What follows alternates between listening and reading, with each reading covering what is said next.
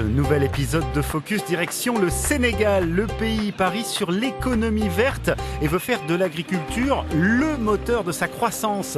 Objectif, atteindre l'autosuffisance alimentaire bien sûr, mais aussi doper ses exportations. Ici au Sénégal, on a coutume de dire que lorsque l'agriculture va, tout va. Et bien ces 2 dernières années, le pays affiche tout simplement des volumes de production records. Il faut dire que l'agriculture, la première ressource naturelle au Sénégal, ne cesse de se moderniser. Et pour bien comprendre, nous nous rendons le long du fleuve Sénégal où est produit 2/3 du riz du pays. C'est dans cette zone qu'une entreprise a investi l'équivalent de 55 millions d'euros dans une usine de riz high-tech. La mission de cet homme, faire en sorte que d'ici à 3 ans, cette installation produise 100 000 tonnes de riz par an. Ce sera l'une des plus grandes usines de l'Afrique de l'Ouest. Nous avons tous les éléments réunis, les sols, la proximité du fleuve Sénégal qui nous permet une irrigation, ce qui est très important, et un climat aussi qui nous permet de faire 2 récoltes par an, des rendements moyens de 6 tonnes hectares, ce qui est plutôt un très bon standard. Bruno est en train de faire construire de nouveaux casiers à riz et achemine l'eau aux producteurs locaux pour qu'ils fournissent la future usine. On va proposer aux producteurs des contrats de production entre notre société, une banque et lui. Aujourd'hui, il fait une campagne par an.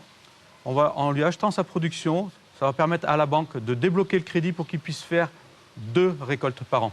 Ici, la production est et restera uniquement destinée au marché local. Le riz constitue en effet la base de l'alimentation au Sénégal et la demande de produits de qualité explose. Le Sénégal importe 1 150 000 tonnes de riz par an, alors qu'il n'en produit que 350 000. Le gap est énorme. C'est également ici, dans cette région sablonneuse, qu'en 2003, le numéro 1 de l'horticulture sénégalaise a fait le pari un peu fou de faire pousser du maïs et des tomates cerises.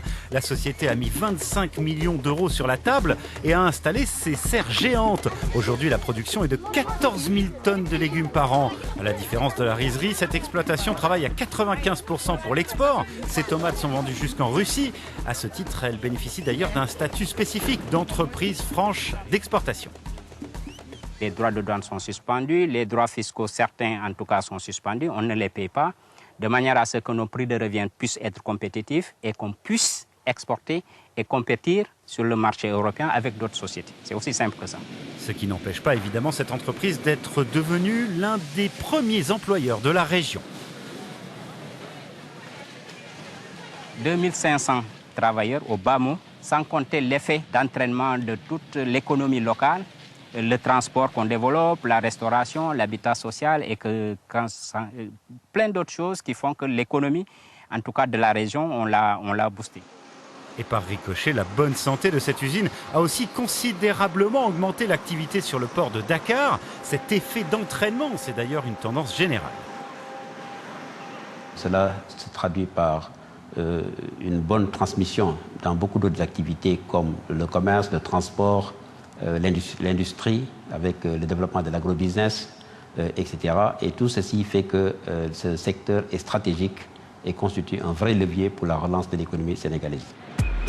Depuis plusieurs années maintenant, le pays travaille à l'amélioration de son attractivité et du climat des affaires. L'accent a par exemple été mis sur une meilleure gestion des conflits commerciaux et le développement de partenariats publics-privés. Les coûts administratifs ont aussi été réduits et de nombreuses procédures simplifiées. En plus de pouvoir créer votre entreprise en moins de 6 heures de temps au Sénégal, les frais administratifs ont été réduits de 2/3. Et d'autres mesures plus spécifiques ont aussi été mises en place. Les délais de raccordement des entrepôts ont été réduits de plus de la moitié. Notamment dans le domaine de l'assainissement, nous sommes passés de 90 jours à moins de 40 jours. Le gouvernement sénégalais veut aussi faciliter le crédit ou l'accès au foncier. L'enjeu pour le Sénégal, c'est donc l'émergence, avec comme l'un des piliers le développement de l'économie verte. Quand on parle d'émergence, on émerge par les ressources humaines d'abord. Les hommes et les femmes qui travaillent, qui gagnent des revenus et qui réinvestissent pour justement améliorer leur qualité de vie. Donc tous ces angles font que c'est quand même intéressant de s'implanter au Sénégal, de faire de l'agriculture, de se faire de l'argent, mais d'aider aussi les populations à élever leur niveau de vie. Et le message est, semble-t-il, bien passé. En 2015, les investissements directs étrangers ont bondi de presque 20% au Sénégal.